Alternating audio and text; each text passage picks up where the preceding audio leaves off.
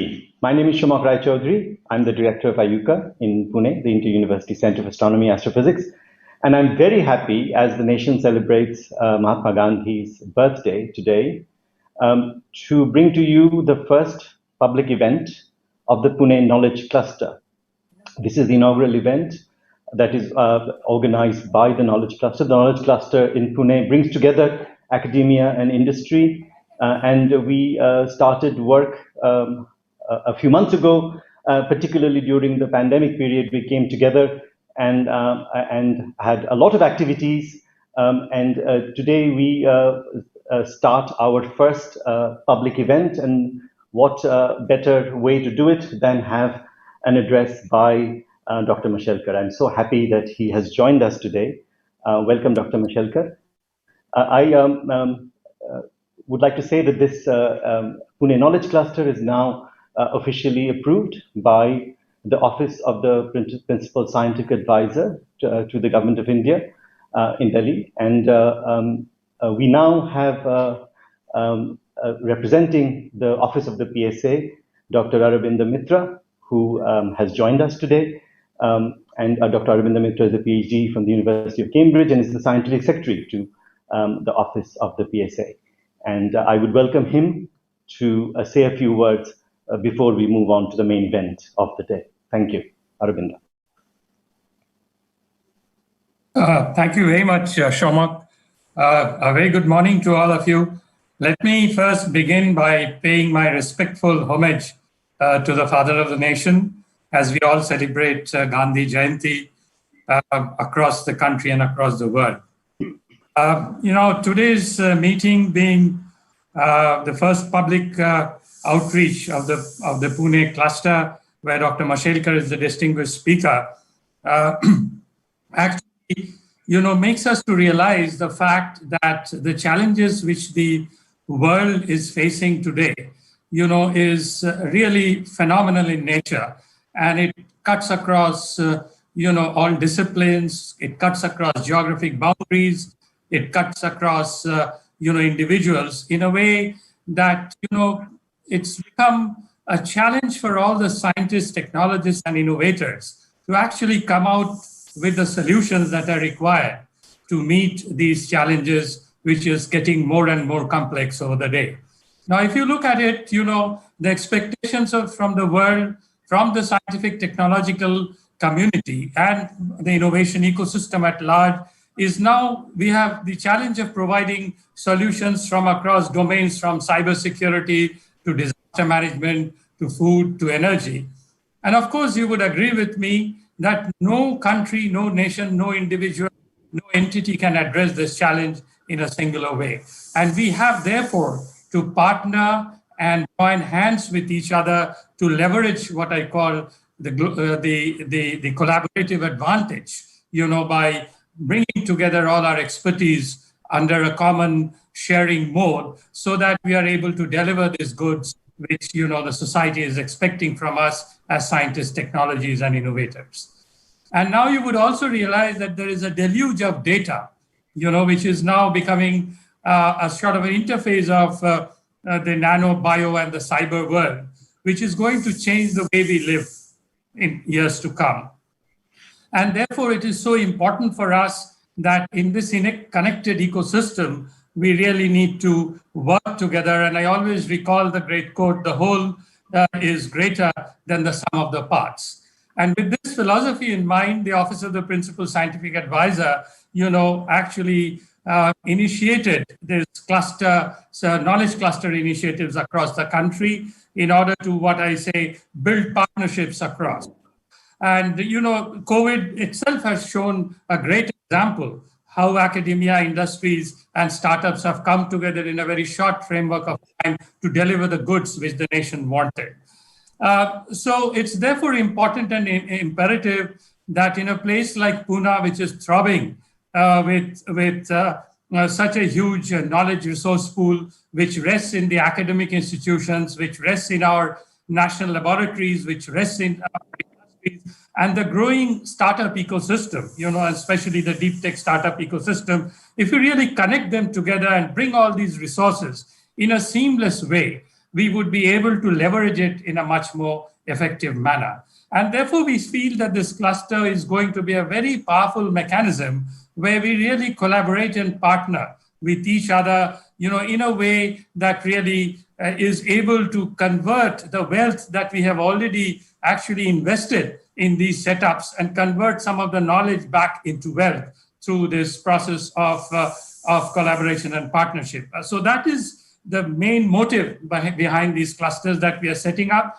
I would just end by saying one thing, that in years to come, we will find that in order to address, these problems that the nation is facing as a part of the Atmanirbhar Bharat, in order to provide solutions through effective technology interventions, most of the national programs that we see funded by the government of India would require a consortia approach, where we do realize that, as I told, a single institution or entity cannot address this. Therefore, all these future calls that the government is going to make, I'm sure, would have this consortia approach where we need this partnering as a prerequisite to apply for large grants and stuff like that. So I think it's very important and timely that the Pune cluster is getting launched, and there could be no better person than Dr. Mashelkar himself giving this inaugural talk today. I really look forward to the talk, and from the Office of PSA,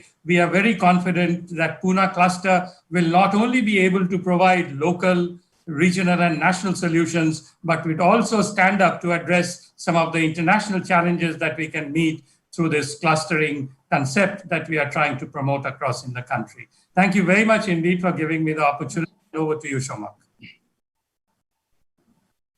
Thank you very much, Arvinder. Good morning. Namaskar. I am Ajit Kebabi, the principal investigator of the Pune Knowledge Cluster. I welcome all of you on the behalf of myself and Professor Shashidhara, who is the co-principal investigator. It is my pleasant duty to introduce Dr. Mashelkar to you today. But before I do that, let me say just a few words about the Pune Knowledge Cluster. The aim of this cluster, which was set up very recently, is to bring together the academia, R&D organizations, and the industry of Pune to work together, collaborate together, and to find innovative solutions to major problems faced by the city.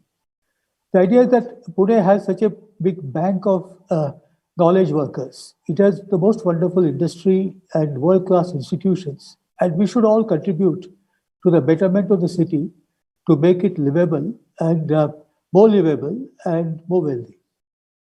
We should also use our talents to help build capacity and skill development at a very advanced level, bring all these resources to young people, young researchers, young professionals in the city.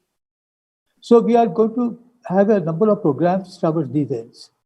We'll first concentrate on five verticals. There will be environment, health, electric mobility, in which there is so much in Pune, and then big data analytics and capacity building. The project is administered through IUCAA, but it will have its own office and dedicated staff there. But it is essentially a project for the whole city. All of us have to come together and work together. And we'll have joint ownership. We will build all the ideas, and then we will contribute to the city, to the surrounding regions. And we hope that our efforts in due course will be scaled up to the nation. Now, it's my pleasant duty to introduce Dr. Raghunath Mashelkar. There can be no better speaker we could have for our inaugural webinar than him on this auspicious day of Gandhi Jayanti. He's going to talk to us about Gandhian engineering and how it will lead to sustainable, inclusive growth. Dr. Mashelkar, first of all, is a very distinguished scientist. He's a polymer scientist. He has done pioneering work in the field and made many important contributions. He has received a number of national and international recognitions for his scientific work, including the Fellowship of the Royal Society and the Foreign Fellowship of the US National Academy of Sciences, and several other prestigious fellowships. I got to know Dr. Mashelkar first about 30 years ago when he was the acting director of NCL. He soon became full director. He was there for 6 years as director, after which he became the Director General of CSIR. He was there for 11 years. Now, during which time he really changed the course of CSIR and science and technology in India, because he was very instrumental in bringing together the academia on the one hand and industries on the other. So that is something which we are now trying to redo in a very small measure through the Pune Knowledge Cluster. Dr. Mashelkar, for more than 30 years, was a member of the Scientific Advisory Council to the Prime Minister, and through it and through other efforts, he has made many important contributions to policy issues, particularly intellectual property right regime. He has forced close links between the academia and industry, as I already said, and he in fact has many awards for that effect, including the J.R.D. Tata Corporate Leadership Award. It's very interesting that he got this award in the same year that he got the fellowship of the Royal Society, which is given for a very important and pioneering contributions to science. He has received the Business Week USA Award of Stars of Asia at the hands of President George Bush Sr. and has been recognized through honorary doctorates by 42 organizations in India and abroad. The list, of course, is endless, but I just must mention 3 national awards: the Padma Shri, Padma Bhushan, and Padma Vibhushan.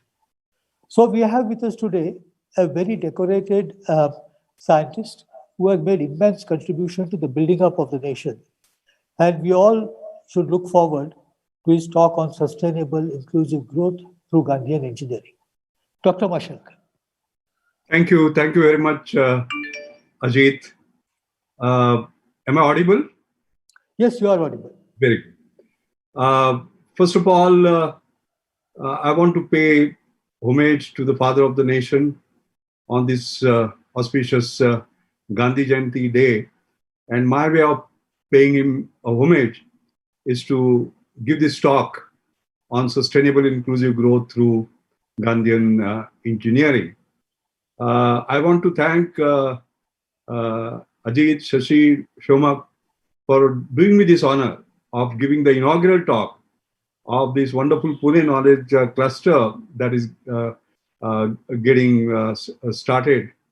Must also congratulate Dr. Vijay Raghavan for his thoughtful leadership that he is providing to science, technology, and innovation in the country.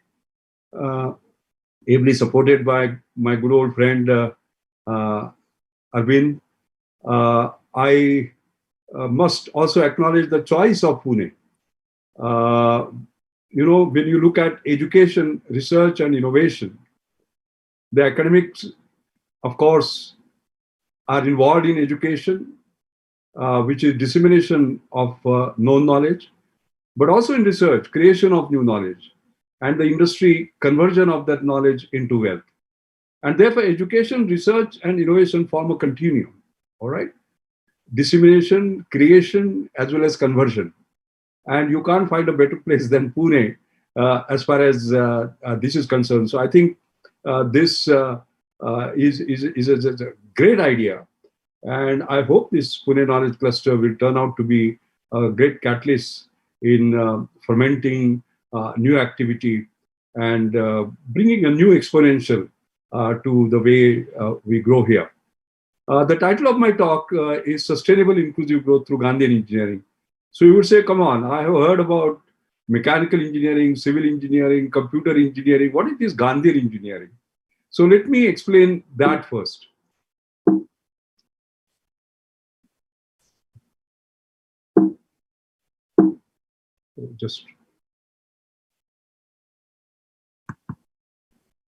Yes. The origin goes back to the year 2008, when I gave a talk on Gandhian engineering. This was when I was inducted to the Australian Academy, and I was giving the opening talk on ATSC Innovation Forum. And the title of the talk was Gandhian Engineering, Getting More from Less for More. Now, first of all, let's get back, before I talk about Gandhian engineering, to the concept of Gandhian innovation itself. Gandhi was a great innovator, whether it was ahimsa, whether it was charkha, and so on. For example, he was very fond of this music of the spinning wheel. And to him, charkha symbolized innovation that had economic overtones, social overtones, as well as spiritual overtones. As far as I'm concerned, the inspiration from Gandhian engineering came from two of his teachings, two of his quotes. The first was, he said, earth provides enough to satisfy every man's need, but not every man's greed. What it means is that you must preserve your resources and get more from less so that you can use less resources and preserve them for the coming decades, the coming centuries, the coming generations. The second was, I would prize every invention of science made for the benefit for all. And he said benefit for all, not some privileged few. So that means doing it for more and more. So if you put it together, you have the principle of Gandhian engineering, getting more from less from more. But when we say getting more from less for more, it is not just for more profit, it is for more people. More from less for more. And that was something that was caught on as MLM after 2008. And I'll come back to that a little later. They will say, come on, you're talking about Gandhiji. What connection did he have with technology? Did he really champion technology? I would say he went even beyond that. And he was the originator of the MLM, more from less for more. Just see the challenge he gave in 1929. He announced a machine contest, okay? Because he wanted a machine to be created that could produce yarn from raw cotton at the same speed as the European spinning mills did, all right? So he was talking about getting more from less for more. And what was the challenge he gave? The prize money was 1 lakh rupees. Today, its value is 4 crore. Can you just imagine a prize like that? And the requirement he put were very tough. He said it must meet affordable excellence criteria, like the cost is less than 150 rupees, product lifetime 20 years, and the performance to make 1220 threads of 16,000 foot yarn. So it was really getting more from less for more. Of course, nobody could meet that challenge. That's a different matter altogether. So goal of Gandhian engineering is, in his own words, Sarvodaya. Sarvodaya means welfare for all. Now, you can't talk about welfare all because there are huge income inequalities. How can the rich and the poor have the same level of welfare? So that contradiction can be resolved if we meet the challenge that despite income inequality, we get access equality. Now, that looks paradoxical, but you just see, as far as the income inequality here is concerned, maybe it is 1,000:1, but access equality is 1:1. So you can get, despite income inequality, accuracy. Now, these are the fundamental principles of Gandhian engineering, the fruits of science reaching all, like this lady. Now, the challenge is, if you start looking at access, let's start from some fundamentals. It starts with education, okay? Now, this lady understands the importance of education, as you can quite clearly see, despite the conditions under which she is living. That is because she understands the power of an equation, and I'll tell you what that equation is. I remember there was this discussion about which is the most powerful equation scientists have generated. So somebody says Newton's law, force equal to mass into acceleration. Somebody said, no, it is Einstein, E equal to mc square. And I was keeping quiet. Then somebody said, well, you are not speaking at all. I said, no, not Newton, not Einstein. The most powerful equation is E equal to F. Education is equal to future. Access to education, despite income inequality, is very, very important. And in fact, I'm speaking to you because I've got access to education despite income inequality. I was born in a very poor family. My father died when I was 6. My mother brought me to Mumbai. She did menial work. She was an illiterate lady to bring me up. 2 meals a day was a challenge. I studied under street lights. I walked barefoot until I was 12. And when I passed my SSC, I stood 11th among 135,000 students in the entire state of Maharashtra. But still, I was going to leave education because my poor mother, and I was the only child, couldn't bear the expenses. And then I got Tata Scholarship of 60 rupees per month. Okay. Now, this equation E equal to F is proved in the next slide, this slide. In the year 2017 March, both Ratan Tata and I were given Padma Bhushan by the then president, R.K. Narayan. Okay. Now, the beauty of that is that R.K. Narayan himself was a Tata scholar, like me, and that is how he could study, and he became the president. I was a Tata scholar and I received Padma Bhushan. And R.K. Narayan was a Tata scholar, gave it to Ratan Tata, all right, because of whose family he could get a scholarship. I don't think you require a better proof than this as far as the equation E equal to F is concerned. Now, however, there are some harsh realities today, and Arvind made a reference to it, because what we have seen in this pandemic, years of gains have been eroded in days. The biggest job crisis post-World War First. 495 million jobs have been lost globally, 130 million in India. Worst recession since the Great Depression of 1930s. 10 trillion US dollars is the economic loss globally.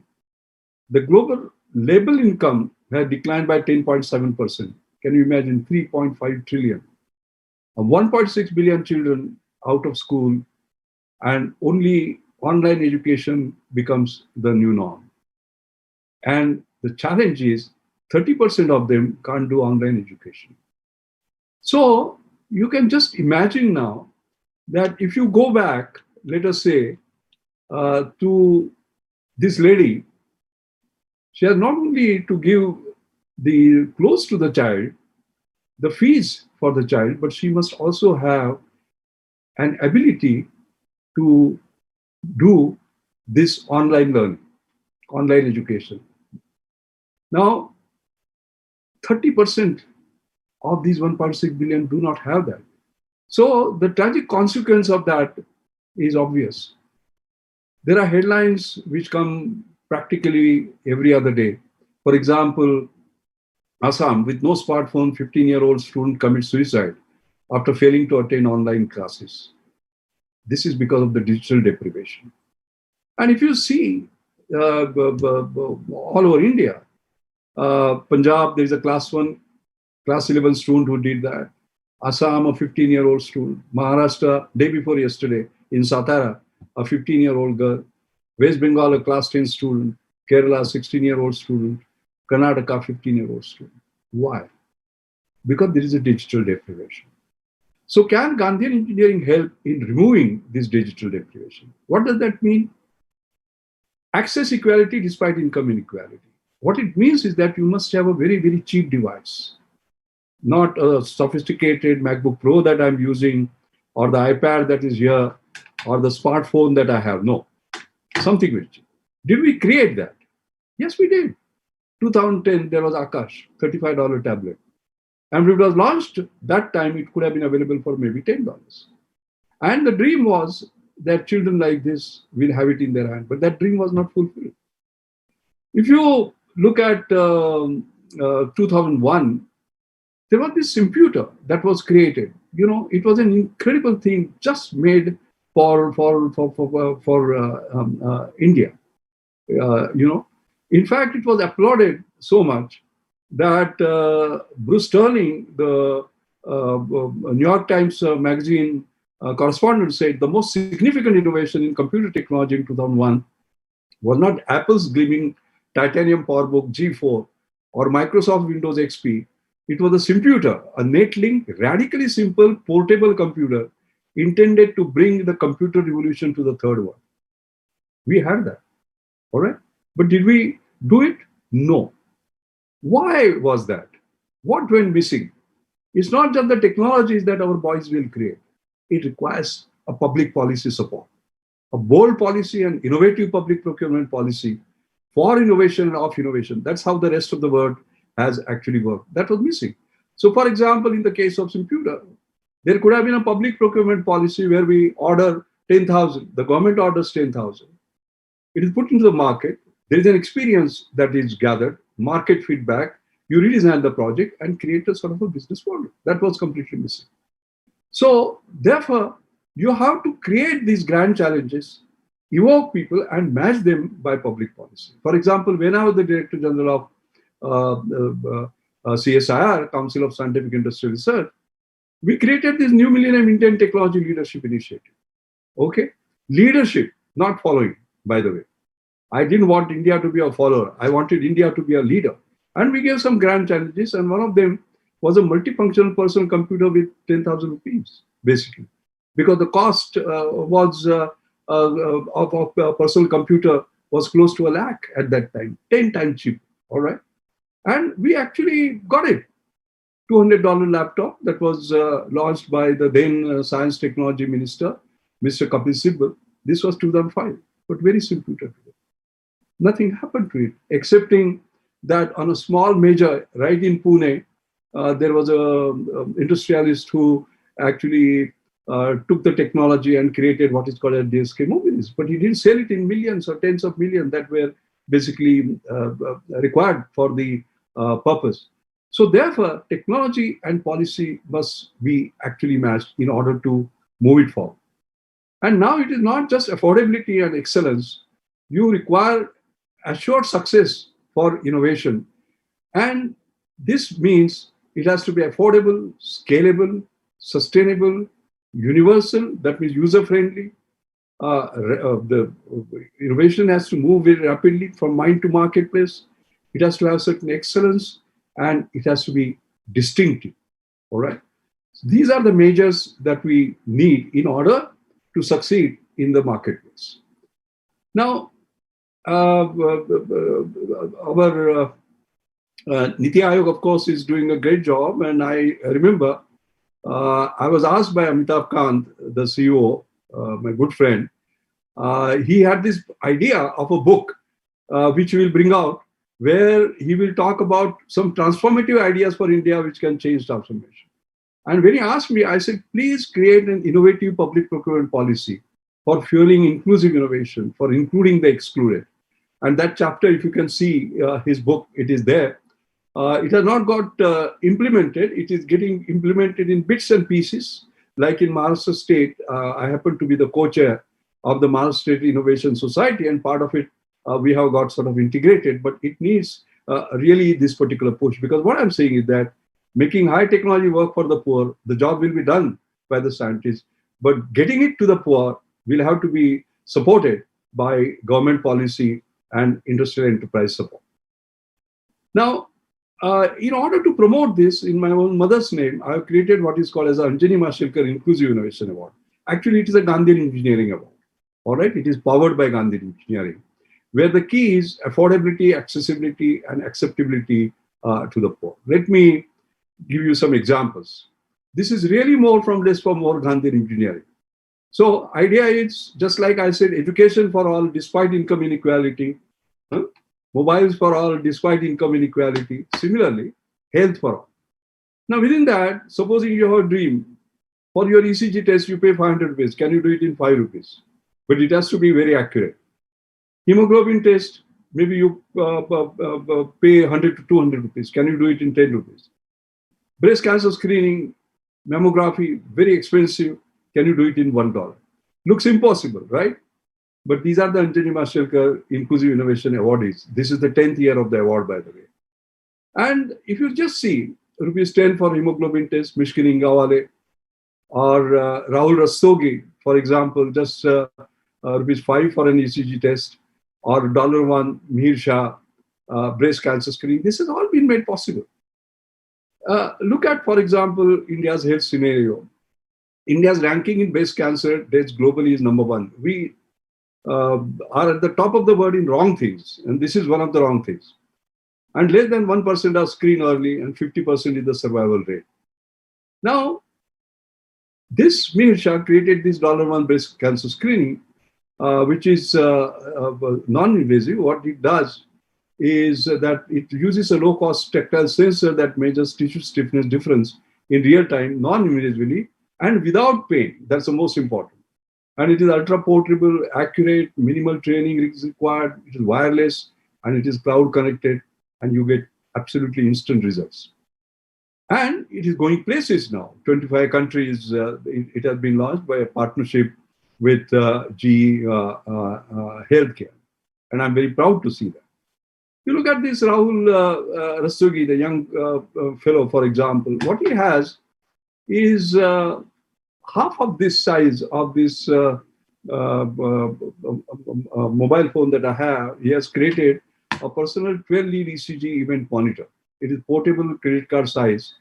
And the way it works is that the normal ECG, you will take by, the patient lies down, then there are 12 leads that are put up, and there is a printout, etc., etc. No, this is something that you have here, where all that you have to do is to put your two thumbs for 15 seconds, and there is a sensor, which this is your heart, 15 second, 15 second, 15 second, above the heart, 15 second, 15 second, 15 second, below the heart. And within 3 minutes, if you have downloaded an app called Sanket, it reaches you.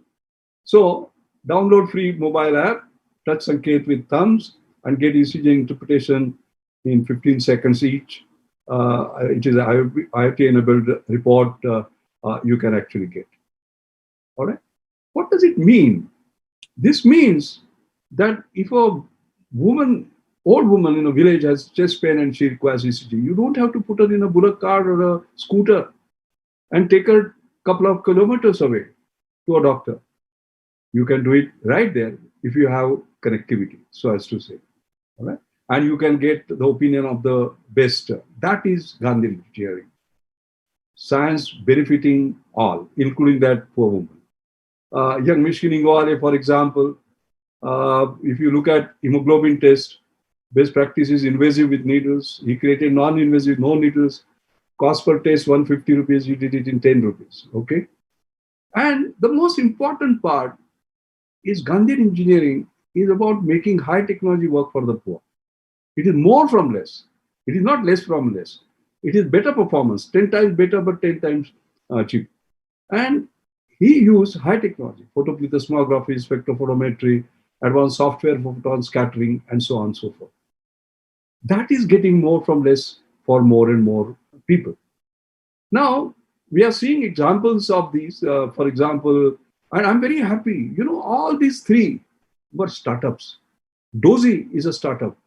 Today, you have seen the challenge that we have. There are no ICU beds. You can't do monitoring, and our public health system is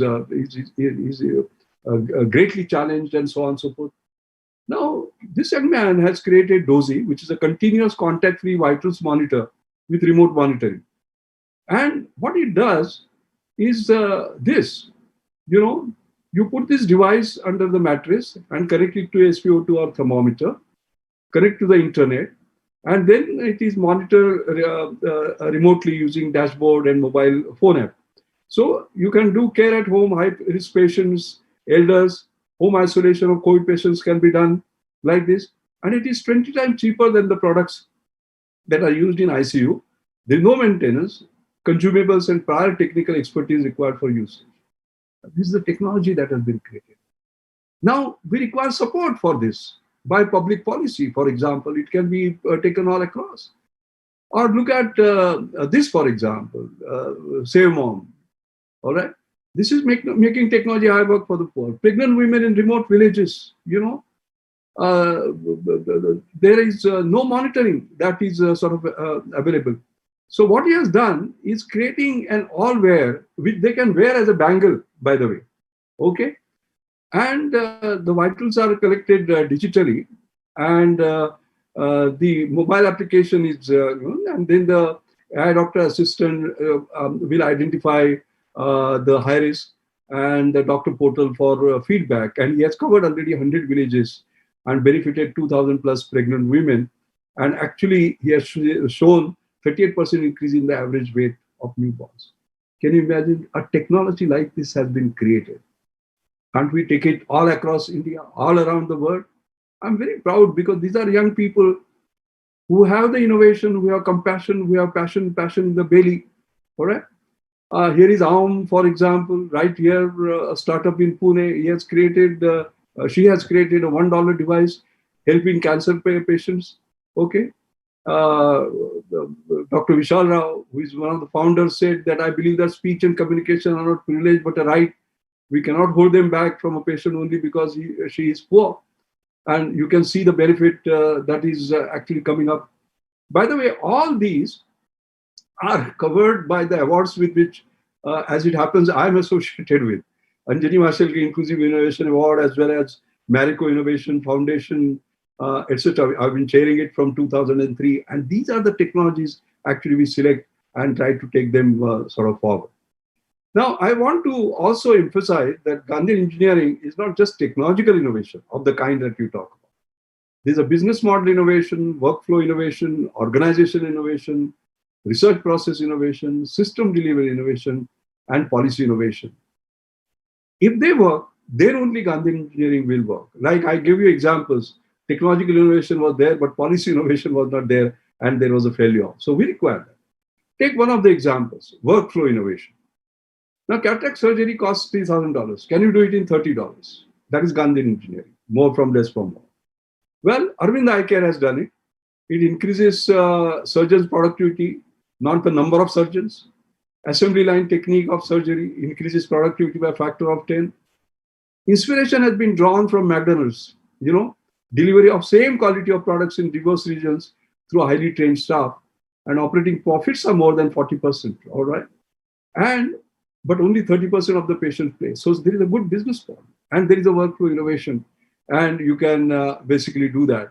And around 300,000 cataract surgeries per year that they do, getting more from less for more. This is a brilliant example. But then you will say, oh, come on. If it is so much cheap, then results must be awful. No, sorry. If you see, there is a higher quality. It is more from less. If you look at the Royal College of Ophthalmic Surgeon, Ophthalmists, and Arvind, you will find in capsule rupture, the results of Arvind are twice as good. Here, twice as good. Iris prolapse, 7 times as good. Anterior chamber collapse, almost twice as good. It is more from less, not less from less. That is the beauty of this Indian innovation of Gandhian engineering. And I'm very happy that this is happening now on the great Indian innovation combinatorial, like, for example, JAM, Jandan accounts close to 400 million, Aadhaar cards 1 billion plus, and these mobile phone subscribers 1 billion plus. And in fact, it got the Guinness Book of Record Awards for creating the fastest and largest financial inclusion in the world. And you can quite clearly see the benefit, of direct transfer to a lady of the house, for example, reaching the poor people, we have seen that, as a matter of fact. The main point I'm trying to make is that this is a great combination of technology, policy, system delivery, and so on. That is what I meant by integrating all the innovation together. There is this big challenge about access to dignity for all, and I go back to Gandhiji. He had said sanitation is more important than political freedom. That was in 1947. And he had also, and the Supreme Court in 2020, earlier this year, said sewers are gas chambers where manual scavengers are sent to die. And I remember they're firing the government. And the government did take an action, and I will show you that. Now, how do you meet that challenge? Because if you just see the grim reality, 4.5 million people are engaged in manual scavenging. 22,000 men die in India doing various kinds of sanitation work. And 98% of the people who do that, like this man, they are diagnosed with fatal disease. So therefore, the challenge is the idea of man in the whole itself is wrong. Man whole. What do you mean by man whole? A man in the whole?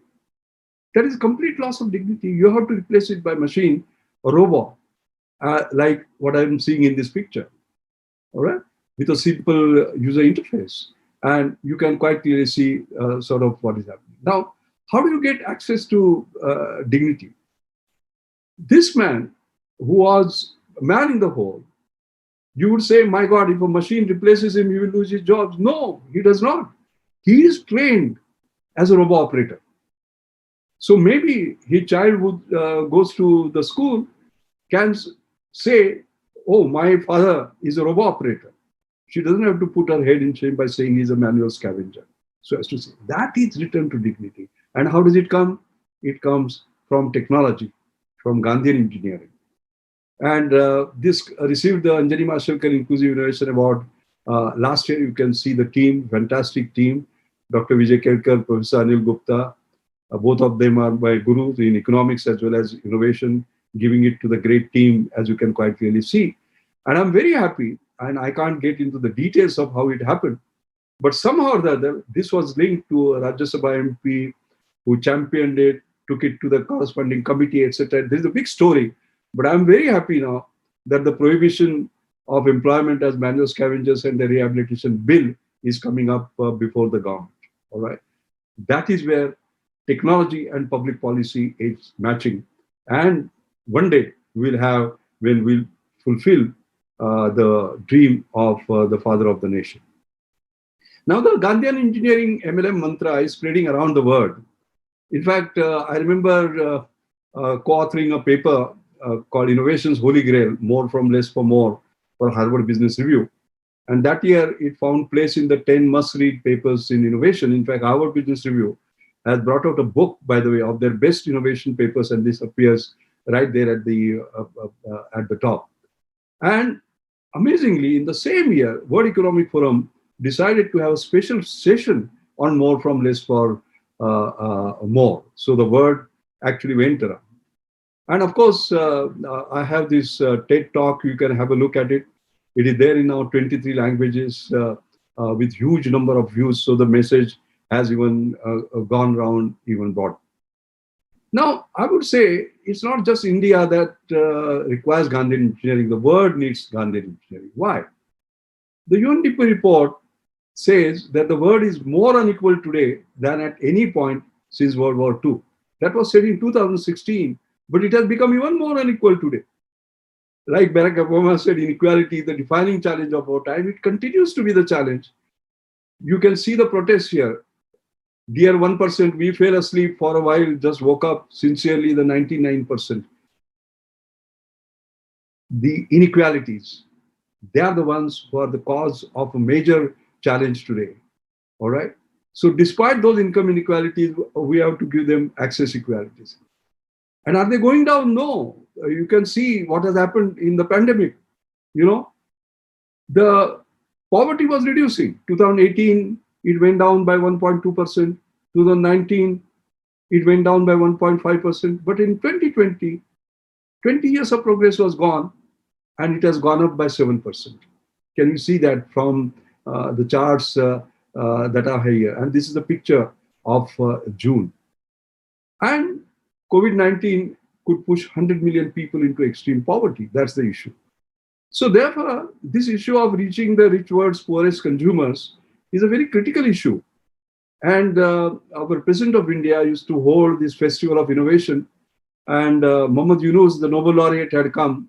And you can see him addressing this particular issue of how to deal with the poor from the rich nations in the in that particular conference. But it all meant removing inequalities, bringing in Gandhian engineering. Now, I know that there is a lot of academic and research community, basically, that is listening to this lecture. And I want to appeal to them that you must become a key participant in doing this Gandhian engineering. You have to drive science and technology for inclusive society, among other things that you do, which is advancing frontiers of science, like astronomy, astrophysics, etc. We have to do all that. But at the same time, our eyes are on the sky, but our feet have to be on the ground. And on the ground realities are that there are rising inequalities. So we have to create an inclusive society. Gandhian engineering has to be integrated as the core of the educational and research experience. Students must have not only passion and innovation, but compassion in the heart. And you can see that that is happening around the world, like the Stanford, Harvard, MITs of this world are doing it. For example, why are 90% of world's products and services designed for 10% of the world's population? And in Stanford University, they have this entrepreneurial design for extreme affordability. Not affordability, extreme affordability. When you say 10%, it is affordability, but 10 times is extreme affordability. Okay, and the poor can't afford 10% less. They have to have 10 times less. And you can see the student competition that they gave on a grand challenge. One of the grand challenge was 20 million premature babies born every year, and 450 of them die each hour. And $2,000 is the cost of one traditional hospital incubator. So you can't say, I will give you 10% less or 10 times less, all right, 200. It has to be 100 times less. And they created a $25 incubator, by using certain technology with regard to the phase transition materials, no electricity, no moving parts, portable and safe. And you can quite clearly see previously a baby was born like this, it will get into the incubator right away. But if a baby is born in a hut, how does it get into the incubator? It can't. And therefore, they have this technology which actually saves the baby. If Stanford can create that $25, isn't it our problem? Shouldn't we be doing that? Shouldn't our academic and research community be alive to that? This is the challenge. Therefore, I would say that what do we need to change? We are doing frontier innovation, which is curiosity and market-driven science and research. Can we do some applications and impact-driven, cost-conscious science and research? We are today driven by sophisticated research capabilities, popular among policymakers, etc. Can we create innovative entrepreneurial face challenge of scarcity and aspiration? It's a deadly combination, by the way. Business vying for markets in emerging economy. The markets we always use from frontier innovation, well-established route from idea to product to market. Can we create newer routes? Then the margins, because we spend a lot of money, high R&D investment, so we must create products of high margin. No, can we create high volume but low margin products and services? And the goals will be not just improving productivity and economic growth, but improving lives of people, access and purchasing power and social harmony. Now, I said this is happening in MIT, this is happening in IITs. Let me give you one example, and there are several such examples.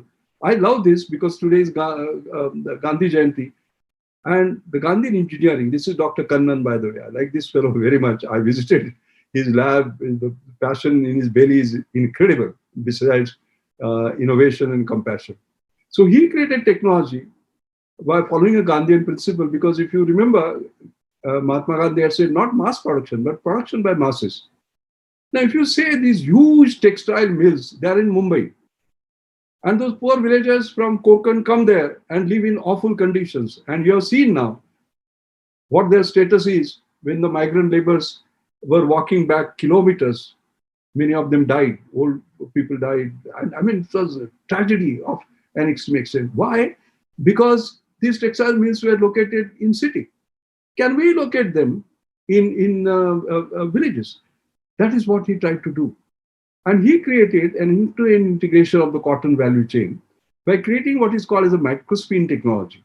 So you can see that you don't have to take 4,000, let us say, cotton fields and take it to Mumbai, but take 10 cotton fields, basically, and create a mini textile mill, which he created.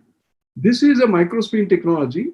It avoids baling first, compacting, and then making the fibers loose. That is very expensive, by the way. That is done in textile mills. He created something where small machines can handle through aerodynamic and buoyancy, no energy, water-intensive humidification, okay? And he called it Malka. Why? Because if you go back, that beautiful fabric that you have, Mal is for Malmal, and Kha is for Khadi. It has a texture which is Malmal and Khadi. So it became very popular, and like Paris and other cities, fashion it got in demand. So can you just imagine this decentralized development that we talk about, creating such a fiber, going to Europe, basically, that's what our Prime Minister says, make it for the world, basically, Atmanirbhar Bharat, but make it in India, but make it for the world. This is a brilliant example.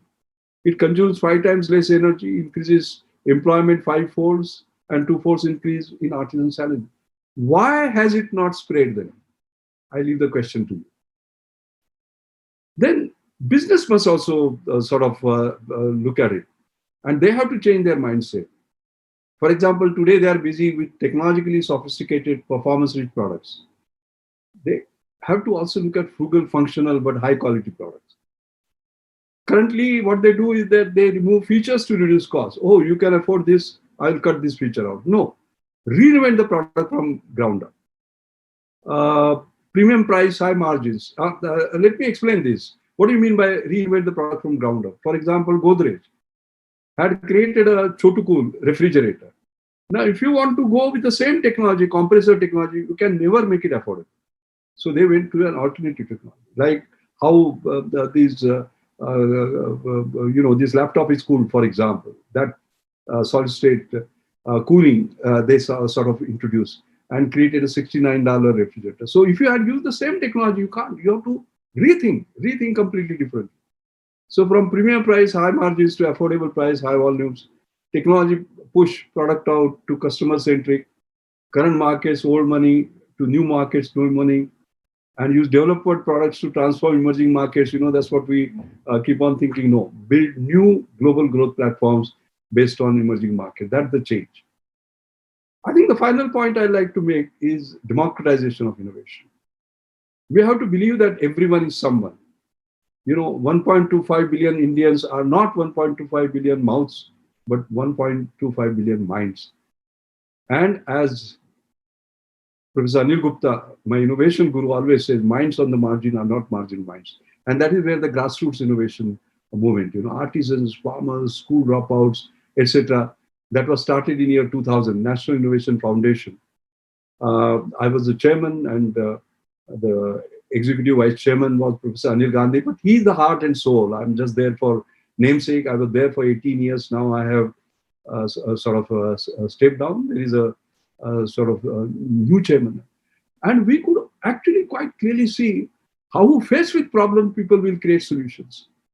And our President Mukherjee, who is unfortunately no more with us, he has created within Rashtrapati Bhavan a sort of exhibition of such grassroots innovation to say that minds on the margin are not marginal minds.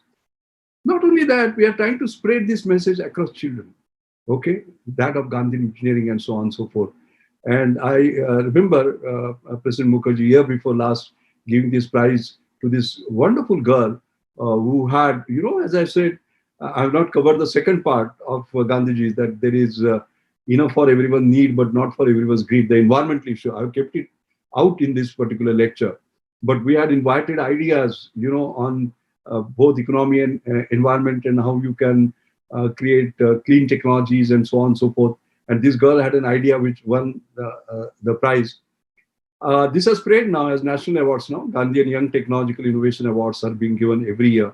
And they are being given by the Vice President himself, as you can quite clearly see here.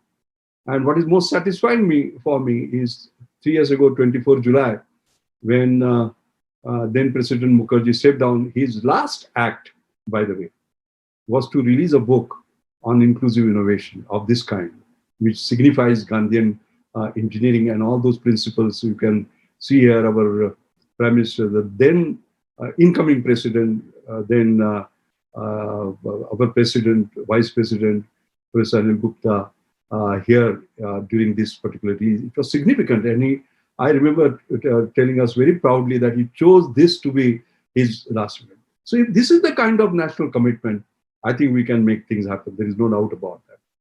I have actually edited a book, which I'm showing here, Timeless Inspirator, Reliving Gandhi. And I asked a question, because I'm member of the Gandhi National Memorial Society, and 30 years were getting celebrated. So I asked a question, how relevant is Gandhiji today in the 21st century? And I invited 50 thought leaders, 46 of them responded in time, by the way. And if you see their names, it includes Sachin Tendulkar, it includes Narayan Murthy, Gopal Krishna Gandhi, Amjad Ali Khan, Mallika Sarabhai, Rahul Bajaj, Kiran Bedi, Sunil Gavaskar, Sam Pitroda, Iraven Bhatt, Vijay Bhatkar, you name them, Anil Kakodkar, MS Swaminathan, Mohan Daria, Mark Tully, Anuaga, all across the section. And all of them said that Mahatma Gandhi is more relevant today than he was in the 20th century. And I would go back to this decentralized development goals that he had given us, 18-point constructive program, communal unity, and whole range of other village industries, and I give some examples, etc. I won't have time to go through each one of these, but he envisioned villages as distributed centers of local value creation. Just imagine those 300 million plus migrant workers walking. And if we do this, why do they have to actually do that? And so therefore, when we come to sustainable inclusive growth in the post-pandemic era, which is the title of my talk, there has been a significant setback for world's ambition to achieve the SDGs. Everything has been hit. No poverty, more people have become poor. Education for all, more children are out of education, etc., etc. And for all that, then I would say the solution is Gandhian engineering. And I will end by giving a brilliant example of Gandhian engineering, because there is a big message there. Because it is, despite inequality, inequality can be not only income, it can be distance, it could be gender, it could be race, and it could be a physical disability like this man has, unfortunate man. But he is wearing a $12,000 foot. We can't afford it, okay?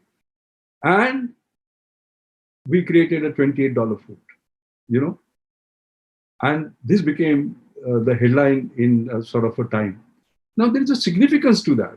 And therefore I'm showing you, ending my lecture by this foot. This is the Jaipur foot, actually. Now just see, this $28 foot is helping him to walk on the tree. And just, you can see the flexural strength, the way the knee is able to get. And then you can see strength. Can you see he jumps? And it's perfectly comfortable. And then what does he do? He wears it, and just see what he does. You will be amazed to see that he will wear this and will run now. Then you say, come on, a person who was crawling, how can he run? Just see how he runs. Incredible. He can run a kilometer in 4 minutes, 30 seconds. Now, normally when I show this film, I ask the audience, how many of you can run faster than him, 4 minutes, 30 seconds, can you do in a kilometer? And do you know, if there are 100 people, hardly a hand goes up. I don't know how many hands would have gone up today, but there's a significance to that. By doing this, what you're making sure is that not only he's moving away from crawling, he's walking, he's running, and he's not running as good as you. He's doing better than you. More from less, not less from less. All right? So more from less for more. That is what we need to aim. That is my tribute. That is my homage to the father of the nation today, Mahatma Gandhi. Thank you. Thank you very much, Dr. Mashelkar. I think I can see many people are clapping, although it's a online webinar and they're clapping in. So there are several questions here. Maybe I'll just go through a few of them in the interest of the time. So just to give you an idea about the kind of questions everybody is asking, is Gandhian engineering is a fantastic idea in terms of you start with the design thinking in any engineering program. And the first thing you think about in the design thinking is, rather than the immediate functionality or profit for the product, you start thinking about how it is affordable, how it is excellent, and how to sort of make it mass production. So I'll start with the question by Sudanva Kopardekar. He has several questions. I'll sort of combine into one. So his main question, query is how to make the production of many of these innovations scalable, because typically when you start producing in very large quantity, and that perhaps reduces the cost and one can distribute, but many times innovators will not be able to scale their productions, and how to sort of ensure that there is scalability, what kind of policy interventions that government can bring in or society can bring in, so that innovators can actually produce in large scale and supply to the needy people in the country. Yeah, what we could do, if you can take a few questions, because there may be some commonality also. So I will answer each one of them, basically, but then bearing in mind the totality. Yeah, if you can do that. So the other question is, for example, how do we ensure that the small and medium enterprises can withstand the onslaught of the technology which come from very big companies, and for example, Industry 4.0 adoption and such kind of moment is coming, and how do they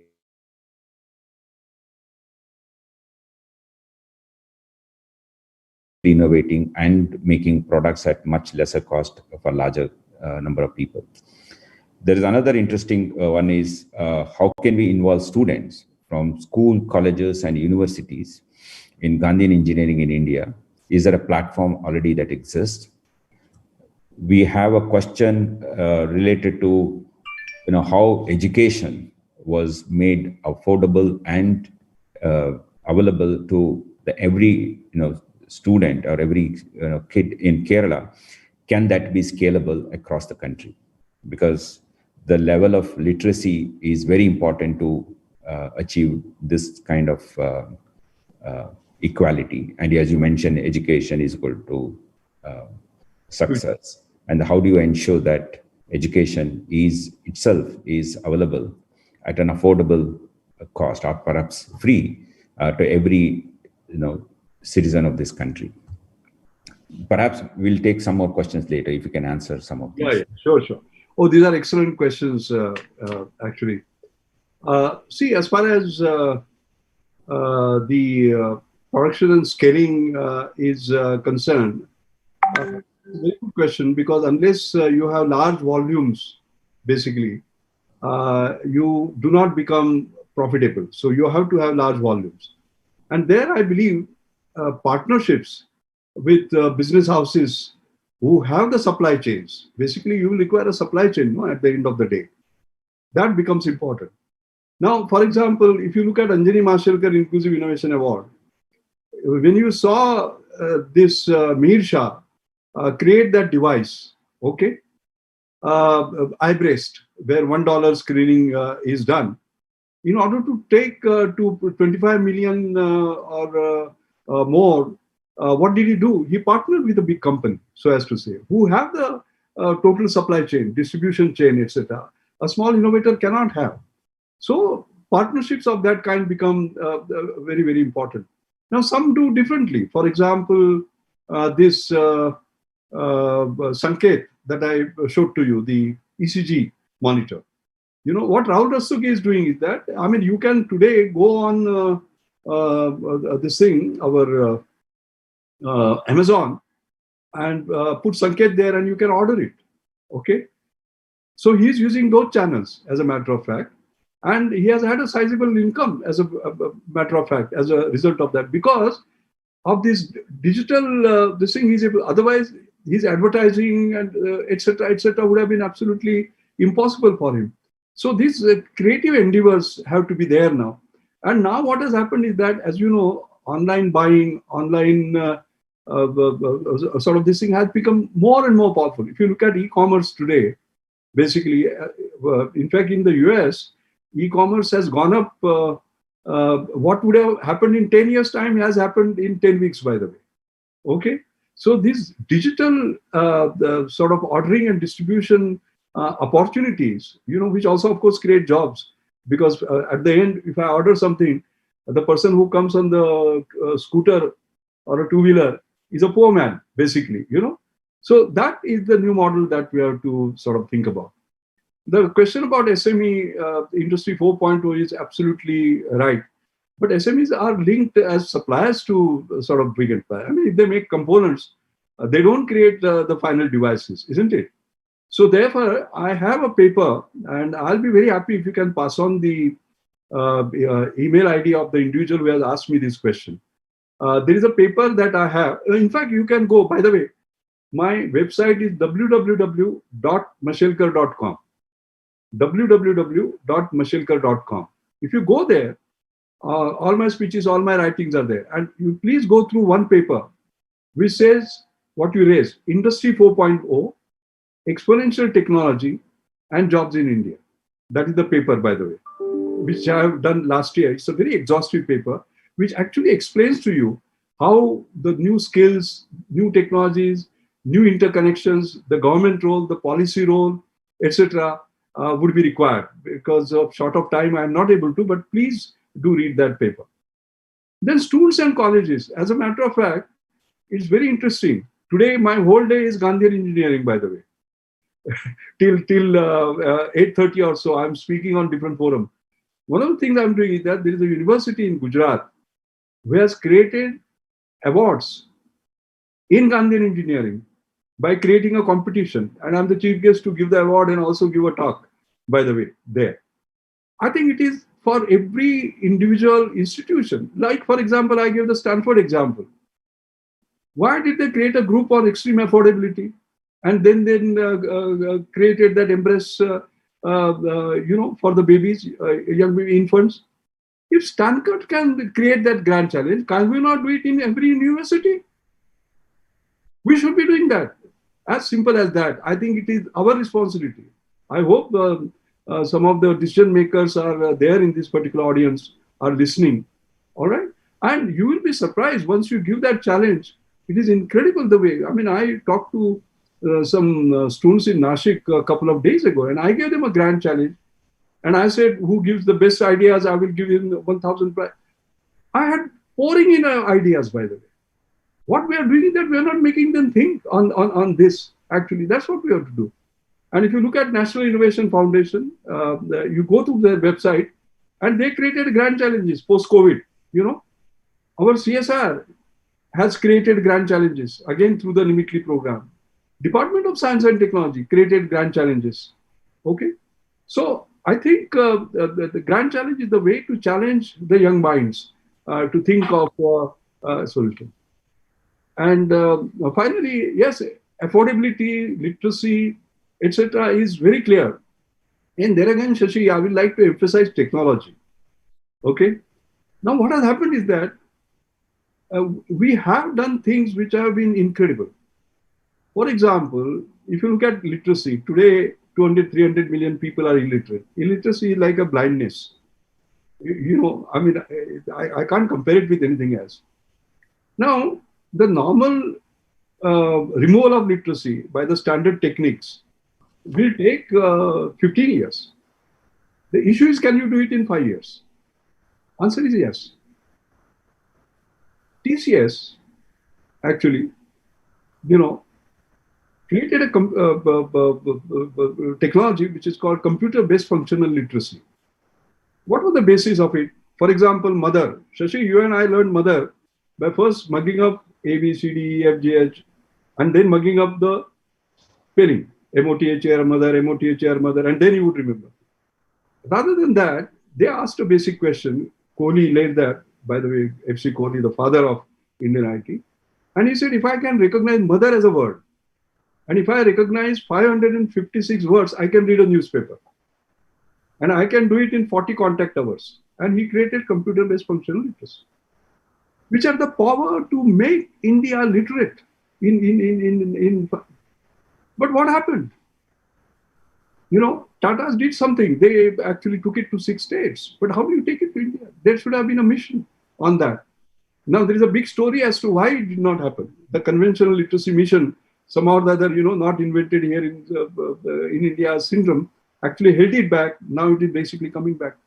But you can just imagine technologies of this. And then you will say, oh my God, computer-based, where is the computer? No, it is based on a knockdown PC. PC 386. All right. And knockdown PC means it is coming free to you. Somebody is gifting that to you, and cost is 100 rupees per sort of. So you can just imagine these sorts of technologies are available, and I think we have to move them. In fact, I remember 2007 February. I remember gave a talk in World Bank, and World Bank president was there, and I told him at that time that 800 million people, you give $2 and $1.6 billion, and they will be sort of literate. I think these are the solutions that we have, and something holds us in actually using it. Yeah. Okay, so the other set of questions, what would be the policy interventions? For example, how to promote these innovations, or for example, the kind of examples that you give, how to promote them across the world, not just within India, because as you said, make in India for the world. If you want to use, translate to that level. So how do we take this innovation across the world? What should be the policy interventions, and what are the indicators? For example, are we doing something wrong in imitating the Western world in assessing the prosperity of the country in terms of GDP, in terms of certain other indicators which are generally more appropriate for the affluent countries? Can we have a different type of indices for India, which basically help in this Gandhian engineering take to the masses and use the Gandhian engineering for solutions rather than the Western concept of development? And another question is, are the very concept of sustainability, or SDGs, right? Are they supposed to be different for India compared to, let's say, Europe and US? And because again, SDGs are, it's overall, over the time, it's sort of evolved with discussions across the country in the United Nations. So there would be input from India too, but still there's something India-specific SDGs one can think of. Yeah, excellent questions, by the way. These are some of the best questions I've fielded. Very sort of very. As far as policy intervention is concerned, I already touched upon it. A great public procurement policy itself gets a start. See, first of all, the Western world will not buy a product unless in that affordable excellence, the excellence part of it stands out. All right, the quality has to be world class, better than the world class. That is the first thing. And then what happens is that once you have done it, there will be a demand. I remember it was in Colombia 3 years ago that I spoke in White Room. I gave the opening keynote. And I mentioned about this breast cancer, $1, test. And I remember the director of DTI, Danish Technological Institute, actually came to me and he said, we are interested in the technology because in Denmark, we have old women who have cancer. Mammography is very painful. Can you just see, the moment you see that excellence, the market will open up. So the idea is, that's why I created the New Millennium Indian Technology Leadership Initiative.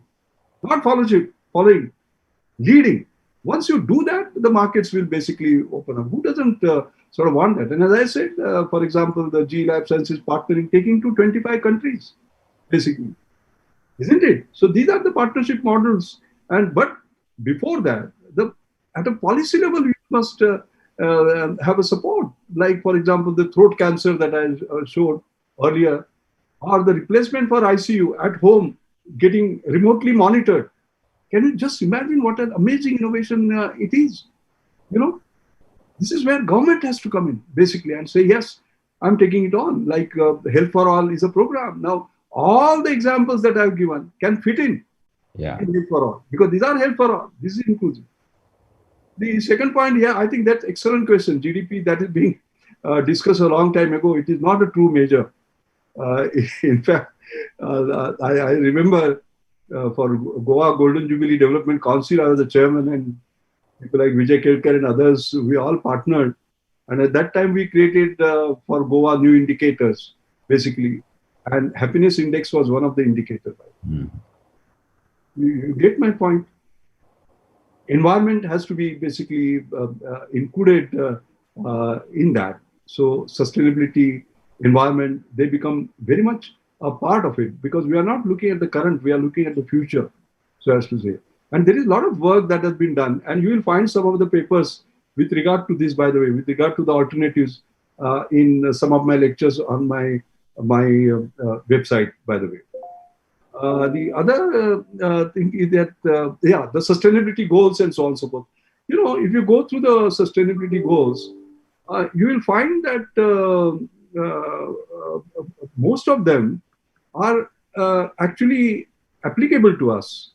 It is not that they are not applicable at all. I mean, you look at these. For example, no poverty. We have to have no poverty, basically. Similarly, there are others which you go through each one of them, they become all relevant for us. They're all sort of inclusive. But there will be new ones now that will come up. And let me give an example. What happened was that there was last month, month before last, there was this UNESCO, the Director General, had a meeting of all the presidents of the universities from 196 universities. And there was a panel discussion of the presidents, 10 presidents, So Harvard was there, and Tsinghua was there, and Tokyo was there. And I was invited because I'm president of Geo Institute. And this was about education in the post-COVID era. Mm-hmm. Okay, what are the higher education in the post-COVID era? As you know, there are major challenges, so as to say. And I remember I made a case for this digital inclusion and digital deprivation. I said giving scholarship is not going to be any good at all, and therefore digital access must be made as a human right. Okay, this did not come up before. Because what has happened suddenly in 100 days, 1.6 billion children went out of school and online education became important. And now young people are committing suicide. It's an awful slide, but I had to show it. These are the ground realities. I appeal to you all. So I've been spreading the word about digital donation, by the way. You buy a new smartphone, your old smartphone is lying home. Please donate it. In fact, while I was addressing somebody, some organization in the US, actually I appealed to them. And can you just imagine, they placed $1 million the following day on giving, $5 million the following day, sort of offering that. So we require this. So therefore, universal access to digital, because now digitization, decentralization, and decarbonization, this is going to be the future. So the sustainable development goals have to be integrated with that, and uniform access to a digital world is going to be a basic human right, and it has to be included in the sustainable development goals. And as I said, we will accelerate the sustainable development goals if Gandhiji DDGs, decentralized development, goals, are integrated explicitly, not implicitly. Thank you. So, in the interest of time, we'll take one last question coupled with your suggestions for the PKC. So, Dr. Kanvinde is asking, considering the key message of the talk, what are the top 3 criteria, according to you, on the basis of which you would consider PKC a success in the next 2 to 3 years? And also, there are many people have asked, what would be your message to Pune as a city through PKC? What is that we should focus in the next 2 to 3 years? And then, it I think will apt that question. And many people have asked about relevance to Gandhi engineering, to the Pune Knowledge Cluster, and what is that it can do, and what is your suggestion? Yes. I would say, as far as Pune is concerned, I love Pune. and I actually wrote, when they started a series, I wrote in Hindustan Times an article about Pune of my dream, what it should do, on 5 things that it can sort of improve on. So I'm not going to refer it to it, but I just wanted to say, see, Pune of my dream should become a model for not only just rest of India, but for the world. What we don't have, you tell me. I don't like these analogies like Oxford of the East, etc., etc. Forget about those. I think these are all passé. We have to create our own identity. All right. Pune as a dream city. For example, from Pune International Center, we have been selling these dreams. For example, can Pune be the first carbon neutral city in whole of India? And we gave, as a matter of fact, a path towards that. All right. Can Pune, of course, before that, you must become climate literate city before you become carbon neutral city. So literacies are of a different kind, by the way, not just computer literacy and other things, climate literacy.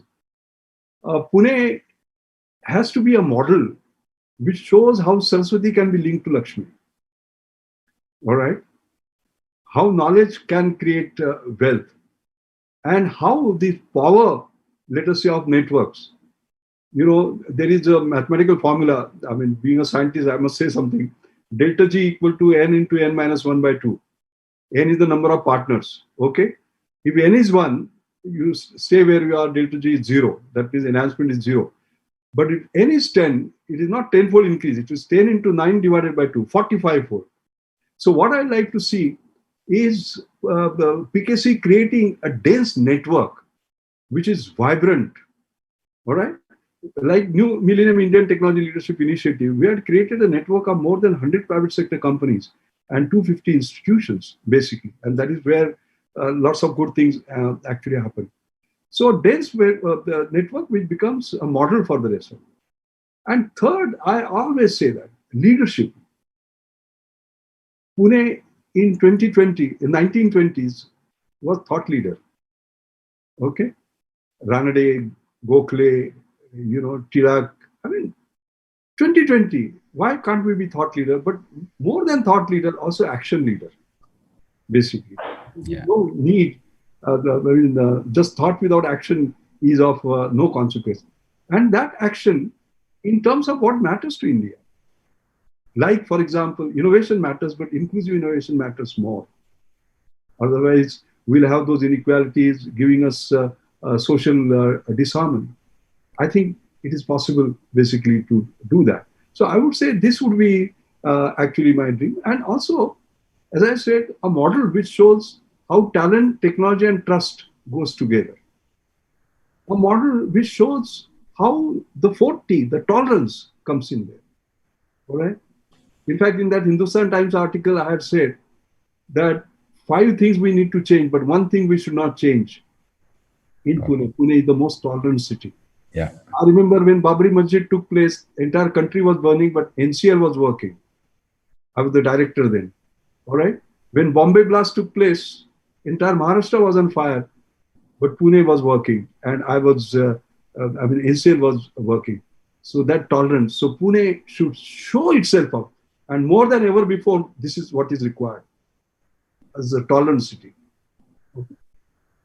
Thank you very much, Dr. Mashelkar. For the Gandhi Jayanti's Day, I think the last point that you mentioned about the tolerance is the most important thing, because the tolerance is the beginning, not only for the harmony of the society, is also to think beyond ourselves and for the larger interest of the population, so that all the natural resources that are available on earth can be utilized by everybody and only to the need that they have, rather than beyond their own personal needs. I think tolerance is the most important factor. And I have also, remember reading, tolerance is not just about, tolerating individuals' agreement or disagreement, tolerating their own, difficulties, and rather than trying to use violence to solve the problems of our own. I think this is the most important, point that you mentioned at the end of the talk. Thank you very much, Dr. Mashelkar, for taking your time. As you know, you're very busy. You have several more talks today. And thanks for sparing so much of your time for us. And I'm sure with your... I want to say hello to Kiran. It's a privilege and honor. Yes. Kiran.